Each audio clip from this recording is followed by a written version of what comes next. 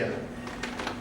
Well, I'm going to start by telling you a little bit about myself. And it starts off with discovering the power of our mind. Now, I couldn't get your screen any wider and bigger to be further back. So I don't know if people at the back can read this or not. But this is how powerful our minds are. I couldn't believe that I could actually understand what I was reading. Was I reading it out loud for you guys? No, come on, you're all educated enough. Let me give you a moment. About 3 months back, I used this exact same slide at another talk, and at the end of the presentation, somebody came up to me and said to me, I'm dyslexic, I never saw a thing wrong. We've got to understand that the most powerful muscle in our body is the one, gentlemen, between our ears. And we've got to embrace it and use it properly and well. So there I was, lying in bed, the end of 2001, not knowing where my life is going to go. Because my life had been through such a change in that year. I went from being a chef, a restaurant owner, a bakery owner, having been immersed in the food industry for over 18 years, to lying in bed, and the only way to move around was in a wheelchair. And I asked myself, what's life about now? Everything means nothing. I can tell you all about the financial burden that I placed on myself. I can share with you how I lost my business. I can share with you how I lost my home while lying in a bed and everything just came crashing and tumbling down around me. I can share with you how I went into depression and how my stress levels were sky high and I couldn't see a way out. But I'm not going to bore you with that stuff. Maybe it's just me who's bored from telling it too many times. But I learned some things that day. And some of it may sound corny, but it resonates deep down inside. And the first thing I learned was, it's okay to fall. Because most times when you fall, you're still falling forward. So that makes it okay. But as I lay there thinking to myself, financially, I can't spend the rest of my life here. My days were filled with biokineticists, with physiotherapists, trying to learn to walk again. But that's not what it's got to be about. It's got to be about more. And then I remembered the story that my grandfather had told me. And all stories start once upon a time. So, once upon a time, there was an old man who lived in Johannesburg, way past retirement age. He and 3 of his other friends spent all their time playing bridge. And then one day, one of the friends turned around and said, I'm getting bored with bridge. Let's do something exciting. And they decided to go on holiday to Cape Town. There's one particular old man, his name was Bob. He turned around and he says, wow, that is so exciting. But let me tell you something. I have a confession to make. I'm a born and bred South African. I'm in my mid-70s. And my confession is, in my whole entire life, although I've traveled overseas and to many other countries, I've only ever been to Cape Town once. Now some of you over here might think, wow, that's madness. But how many of you have ever been to Portugal? Okay? Nobody are from Portugal, you see? And that was when I was 8 years old. So they plan their trip. They arrive in Cape Town. That evening, sitting in the hotel, they discuss what is the first thing we're going to do. And they decide the first thing they're going to do is go to visit the castle. The next day they arrive at the castle and they go on the tour. They see all of the things. They even go into the dungeons where they switch the lights off to experience how dark it is going to be in there. After their tour, they decide to sit down and have a cup of tea in the tea garden. And just to the side of where they are sitting, there is a cannon. Bob gets up while his three friends are drinking their tea, and he walks over to where the cannon is. And his friends watch him as he puts his hand on the cannon, and they can see him close his eyes. And he's smiling as he's touching this cannon in different places. They see a tear of joy trickle down his cheek. And then they see him turn around. And next to the cannon, there are all the cannonballs piled and stacked. And he goes up to where those cannonballs are, and he bends over and he puts his hands around the top cannonball. And he tries and attempts to lift this cannon. And you can see his whole body shaking with all of this effort he's putting into it. And he is shaking and he is sweating. And this cannonball moved not a millimeter. With the hugest smile on his face, he goes and sits back down with his friends. His one friend turns and says, "Hey Bob, what was that all about?" When I came here with my parents when I was 8 years old, they sat over here drinking tea. And I had, let me see how many of you remember this, I had a Pepsi float. I had a Pepsi float. And then I wanted to play, and my parents wanted to relax. So I came to this cannon, and I played on this cannon. Oh, well, memories, we understand it. And the cannonball, well, we saw that you tried to lift it and you couldn't lift it, and we don't understand how you didn't do what you were supposed to do. You failed at what you were trying to do, yet you were happy. When I was 8 years old, I tried to lift one of those cannonballs as well. And I struggled to lift it when I was 8 years old. And now, as a 75-year-old, frail man, it really makes me happy to know that I'm just as strong as I was.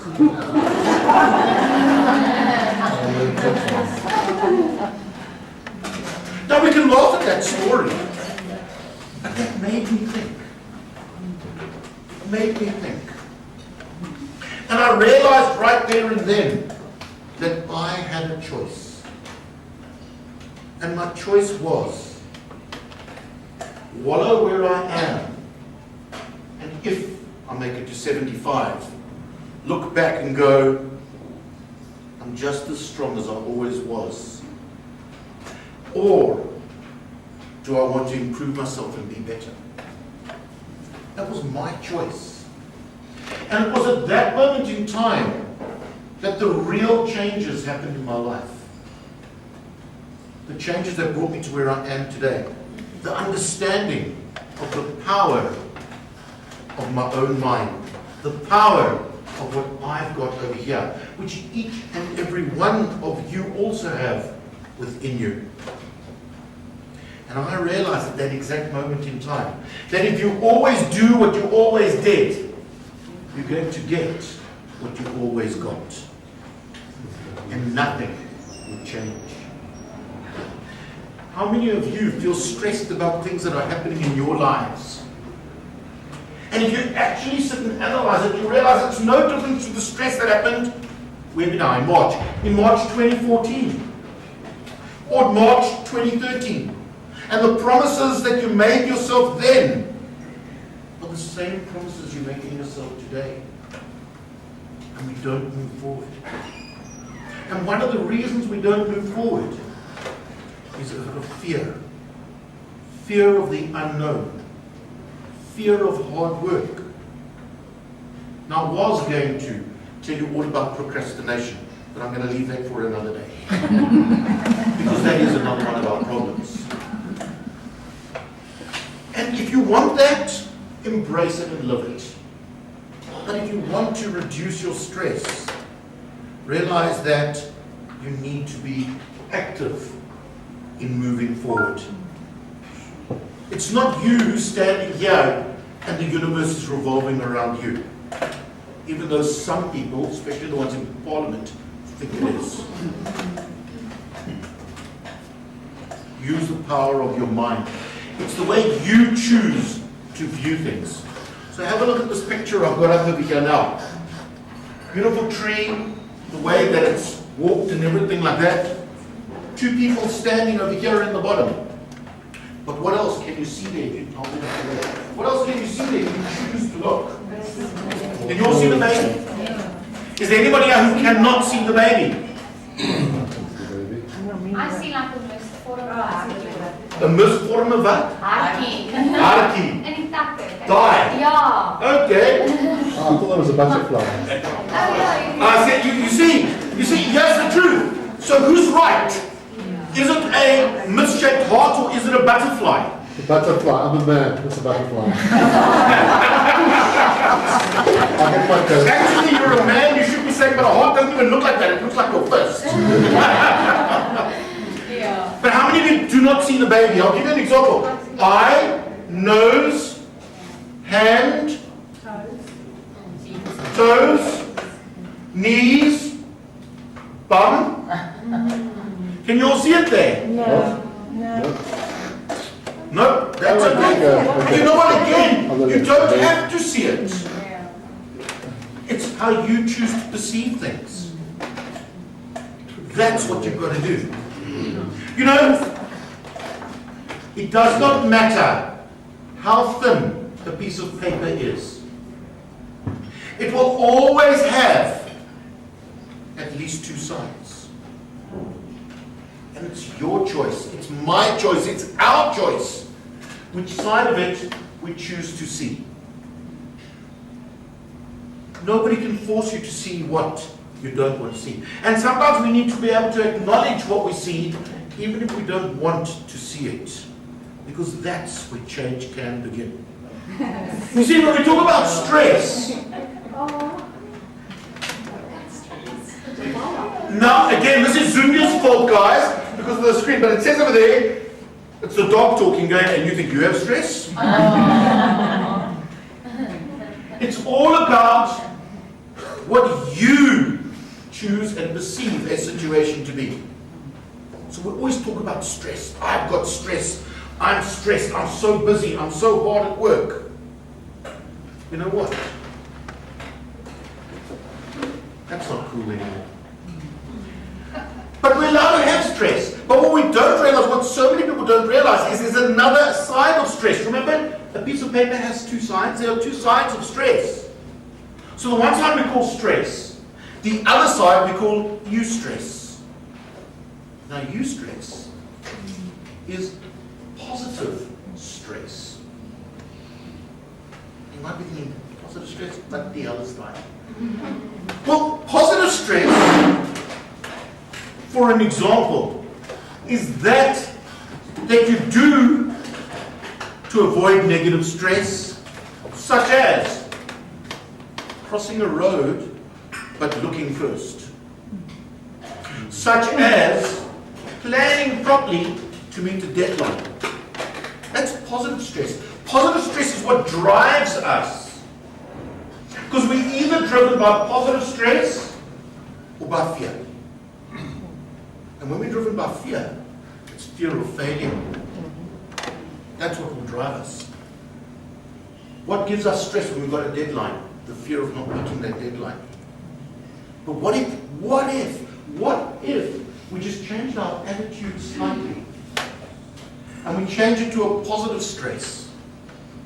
By planning how we are going to put everything together so that when we have got that deadline coming, we've planned properly how we're going to execute things.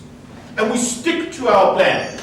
Too many of us, and I'll use myself as an example, when I was still at school, we spend more time making our study plan for matric than actually studying. You're only laughing because it's your truth as well, eh? You remember that, yeah? I mean, I remember spending hours planning. I was going to study this chapter from that, and going to take me so long. And I had this beautiful, okay, there weren't spreadsheets when I was, I'm giving my age away when I say when I was at school, there weren't spreadsheets. Okay, but I had this beautiful thing laid out of exactly how I was going to study. And I reckon that I maybe stuck to 10% of it. In fact, the most stressful thing about my matric year was probably my mother. But we need to learn the difference. And we have both within us. We just don't often recognize eustress as a type of stress. But it's that stress which makes us look forward to something. Stress has too often been just given this negative connotation. And we need to move away from that. Okay? That's what we need to do. Why? Because we've got to look for the positiveness. So anyway, this isn't a BMW, don't worry. Okay? Doesn't matter what the car's like. It's exhausting. Still in really good condition, isn't it? Okay? Find the positive in things. So, approximately 6 years ago, my mother, oops, thank you very much. Now I didn't feel guilty, but I'm not going to jump today. I've done something. My mother was at the robots by the Lord Charles Hotel. She stopped at the robots by the Lord Charles Hotel. Robots red, she's waiting for it to turn green. One of these big semi-rig trucks turned the corner, and the guy lost control somehow and hit my mother's car. She stopped legally at the red robots. Yeah, the Lord Charles. And hit my mother's car.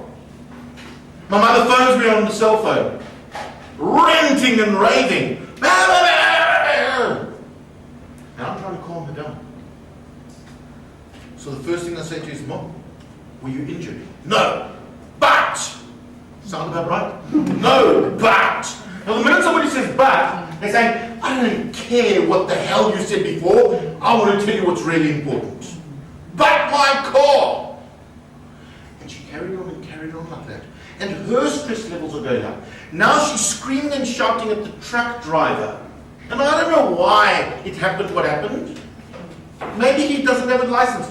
Maybe he had a heart attack while driving. Maybe something broke that he couldn't steer properly. I don't know. All I know is I'm listening on the other end of the cell phone, listening to my mother screaming at this man.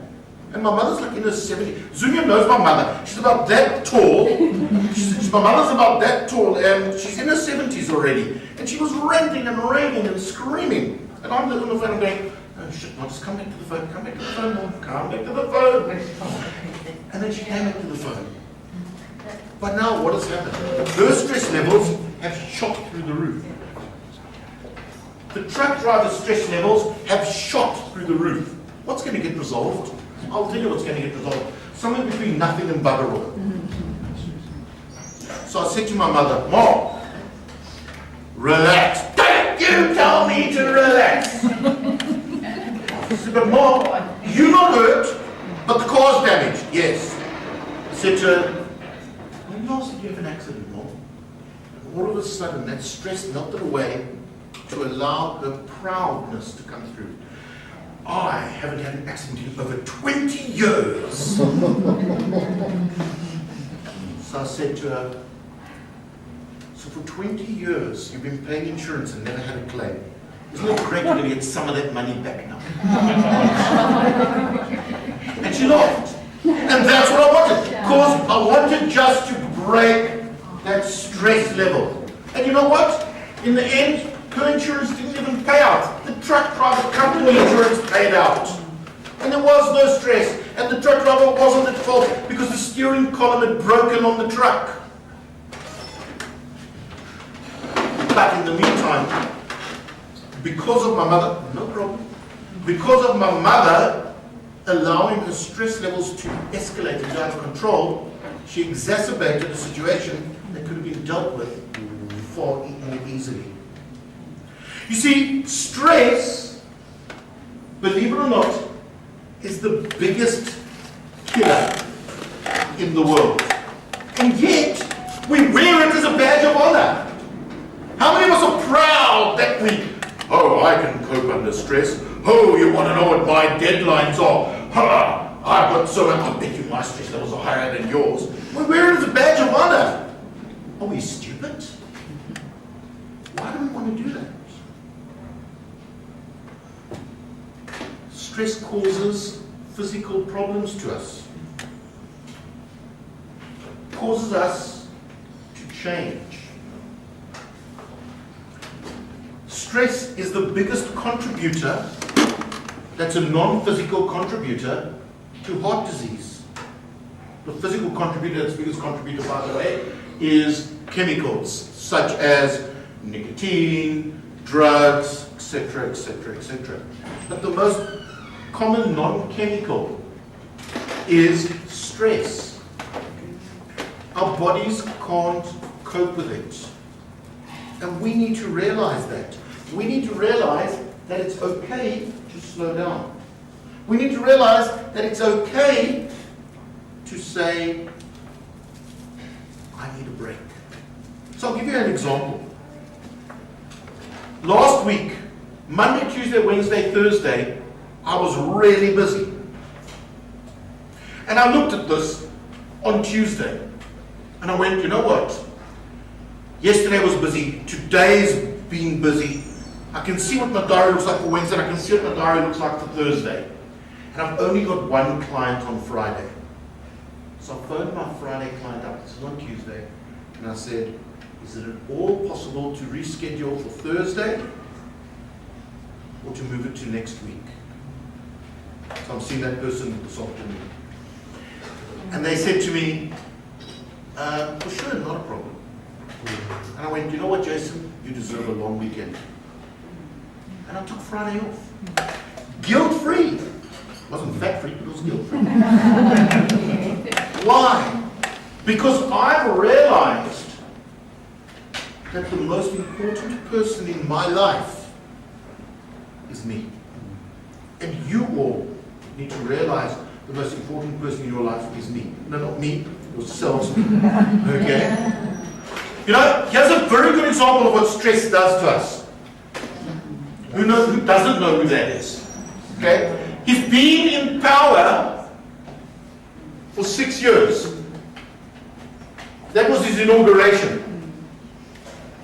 That was taken in December. 6 years, ladies and gentlemen. We don't see it in ourselves because we don't see the extreme from one to the other. It's this gradualness that happens to us. But look at that, only 6 years.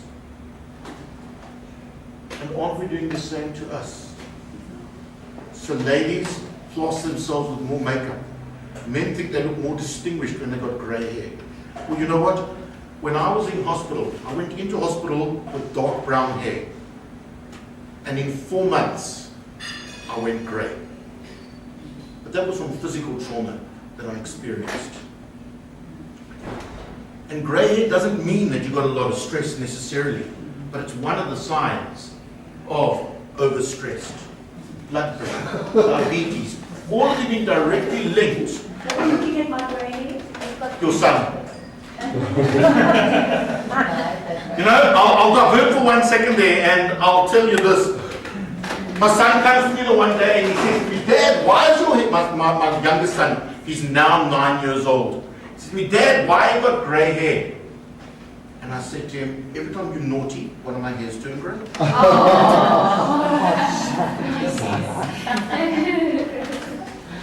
So he says to me, you must have been extra naughty, I've seen Granny.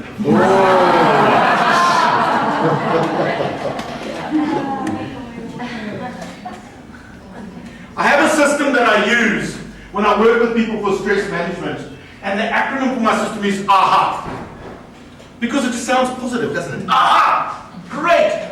I'm getting a breakthrough. I'm seeing a breakthrough. So what is AHA? The first A stands for acknowledge. It's all about acknowledging where you are, acknowledging what it's about, acknowledging the stress, embracing it, realizing that you must ask yourself, is this the end of my world? And the answer is always no. It's the end of this chapter. When my life changed in 2001, my life didn't end. My story just changed. And I chose to rewrite the script of my life. When are you going to do the same? Rewrite the script of your life. I was behind the pulse. I couldn't see who was talking. But somebody was talking about having just moved from Johannesburg. Who was that? You just moved from Johannesburg down here. You are busy rewriting the script of your life. Unless they threw you out. That's another story. Okay? So we've got to realize that. It's not the end. It's the beginning of a new one. I did a talk for Compassionate Friends. How many people know about organizing compassion? I did a talk with Compassionate Friends, and one of the things I said in that talk was, we need to understand death in a different way. What if somebody had to die in another life to have been born in this one? So when you die in this one, it's actually because you're being rebirthed at the next one. Just a thought to think about it. We are changing all the time. We're evolving. So the first A stands for acknowledge. Okay? We've got to acknowledge and embrace what it is, because you cannot work and fix something that you don't acknowledge and see. Then the H stands for hesitate. What do we mean by hesitate? Hesitate means stop, take a breather, refocus, and move forward. You know the saying about walk a mile in another man's shoes? You've got a pair of shoes and you're a mile away from it. But you also have a better understanding of the other person who might be involved in having caused the stress that you're under. A while ago, I did a contract for a big company. And I was really, really counting on that money. And it took them 3 months to pay me. Well, not my stress level was okay, my bank manager wasn't too happy. But I understood why it was taking so long. And because I understood why it was taking so long to get the payment, I allowed my stress levels to subside. Okay? Turn things over in your mind. Examine them from all angles. And realize this is where it all starts. And then the second A, or the third letter, the other A stands for action. Move forward. Make a plan. Set proper goals. There are hundreds of people doing goal setting. I can help you with goal setting if you want to. There's tons of stuff. My best friend can give you lots of information. My best friend's name's Google, by the way. Okay, can give you lots of information. Okay, realize that we have something called a wheel of life. Okay, we are either moving forward and revolving and evolving, or we aren't. Life is like riding a bicycle. If you're allowed to stand still for a moment, you will fall. So always plan on moving forward. Okay? State your problem. Accept it. Because when you state it and accept it, you can understand and get clarity about it all.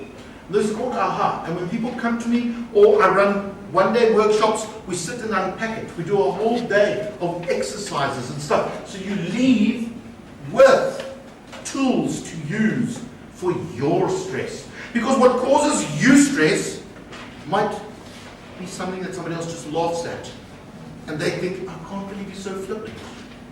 Whereas somebody else will turn around and say, oh, I don't believe you were able to cope with that. And you're going, but it was only. Realize that what we perceive, we conceive.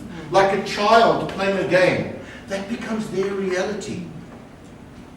That doesn't stop when we become an adult. We still do it. We just try and be more serious. Okay? And who wants to be serious? I always say, aging is mandatory, maturity is optional.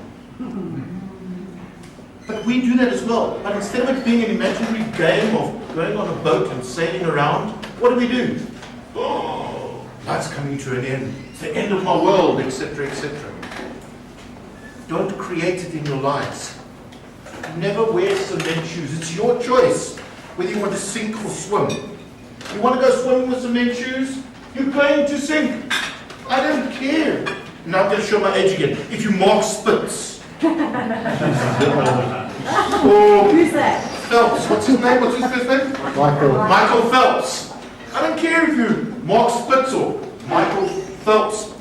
I don't care if you Natalie Tutoy, if we go South African, okay, or Chad Leclos. Doesn't matter how good a swimmer you are. You're going to sink if you're wearing cement shoes when you go swimming. So what do you need to do? You need to get rid of those cement shoes. And what are those cement shoes? They're imaginary ones that you've chosen to put on, that you've chosen to wear. And if you're going to go swimming with them on, you're going to sink. I'm opening the floor right now for 1 or 2 questions only, because I have got 4 minutes left. No questions? You can put your hand up and we just stretch it. Okay, ladies and gentlemen, all I want to say to all of you is we all have stress in our lives. Yes?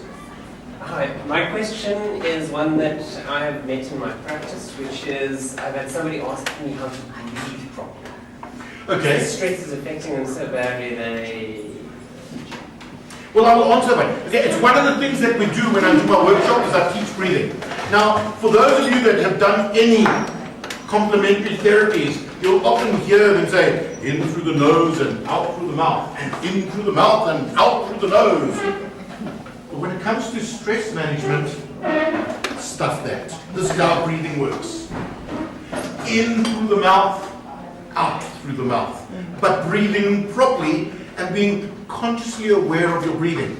And self-talk while you're doing it. So I will give you an example, and we'll see who'll play along. Okay, so it starts off like this. A proper breath is 2 to 3 seconds of inhaling, holding for 2 to 3 seconds, and 2 to 3 seconds of exhaling. Now, in through the mouth, out through the mouth, breathing like that. However, just like very more, but wait, there's more. Nobody here worked with very more? And that more is, how many of you, and I'm going to stop talking to show it to you, how many of you can do the following with your tongue? Maybe how many people can't. Okay, so if you can do that with your tongue, what I want you to do, and I promise you nobody's watching, what I want you to do is take a slow 2 to 3 seconds inhale through your mouth with your tongue like that. And as you're inhaling, you say to yourself, cool, fresh, revitalizing air coming in. Now you're holding it for your 2 to 3 seconds. And as you exhale, hot, stale, stagnant air coming out. Breathing in good, fresh, healthy, clean air. Breathing out stress. Breathing out tension. And notice the difference in temperature across your tongue as you do that. For those of you who have not got enough dexterity in your tongue for this, just do it with your mouth open like a dog does, you know? And you'll still feel it. It just won't be as intense a feeling. No, not panting, 2 to 3 seconds. The lady who helps with the sex end of the year, who was it? There we go.